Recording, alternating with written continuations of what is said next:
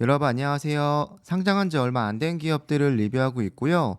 이번 페이스F 영상은 근래에 나왔던 뉴스들을 좀 모아봤고 실적 발표일이 나왔어요. 그래서 이 얘기를 이어서 전해드릴까 합니다. 실적 발표를 제가 영혼을 다해서 리뷰해 드릴 테니까 구독과 좋아요 꼭 부탁드리겠습니다. 최근에 나왔던 뉴스인데요. 일주일 정도 지난 소식인데 푸보에게 결제 솔루션을 제공한다는 뉴스가 나왔습니다. 이 뉴스가 나오고 당일날에는 페이세이프가 좀 반등하는 모습이었는데 아마도 호재라고 받아들여지는 것 같고요.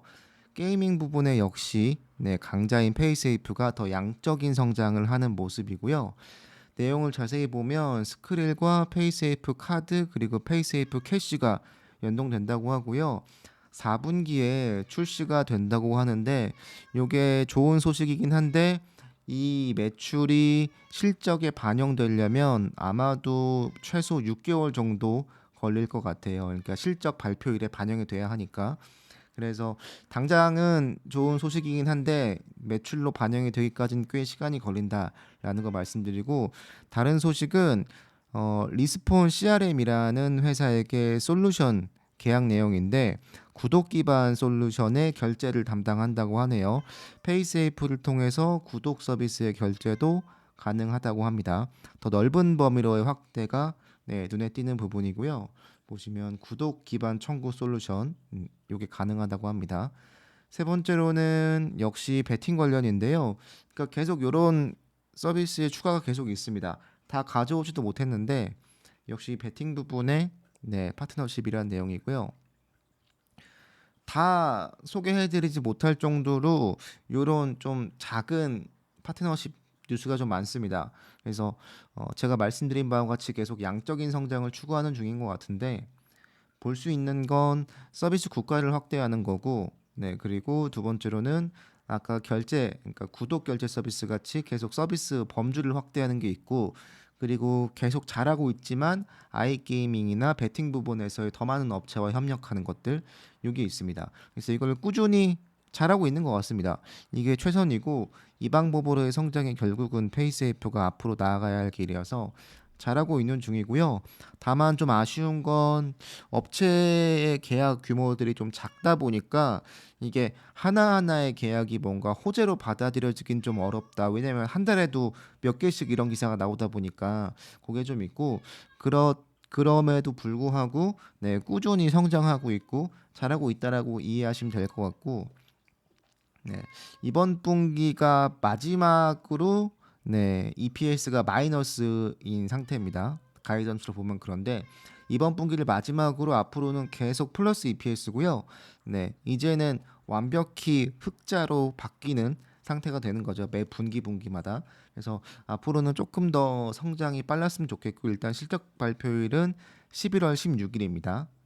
매출은 이 정도, EPS는 마이너스 0.01 정도 예상이 되고 위에 보여드린 기사들이 반영이 되려면 최소한 내년 1, 2분기까지는 봐야 돼요. 그래서 이때는 매출이 좀 올라주기를 바라고 있고 이 이후로는 계속해서 매 분기마다 플러스 성장을 이어간다는 거고요.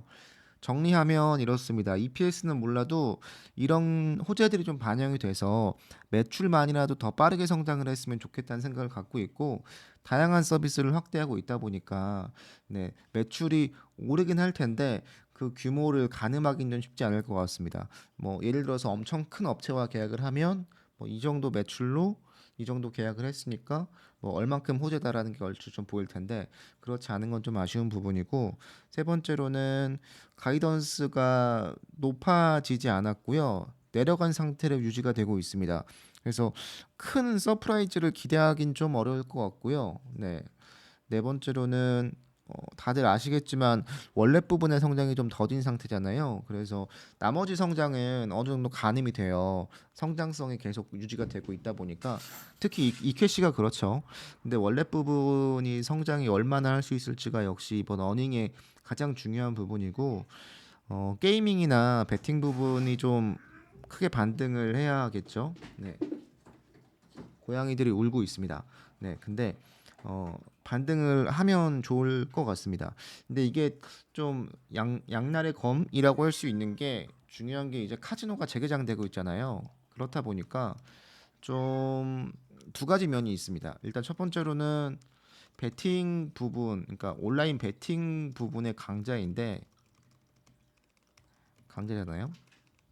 그래서 이 부분이 꾸준히 올라갈 건 우리가 다 알고 있는 건데 문제는 어, 오프라인 카지노가 재개장되면서 아마 어느 정도의 이 파일을 뺏기는 부분은 역시 있을 거거든요. 그러니까 어떤 사람이 도박 자금으로 써야 하는 돈은 한정이 돼 있을 텐데 그게 실제로 오프라인 카지노가 재개장되면서 오프라인에서도 역시 열릴 거잖아요. 그래서 이게 어떻게 될지 좀 혼돈의 카오스지 않을까라는 생각을 하고 있습니다. 근데 실적이 나와봐야 알 것 같아요.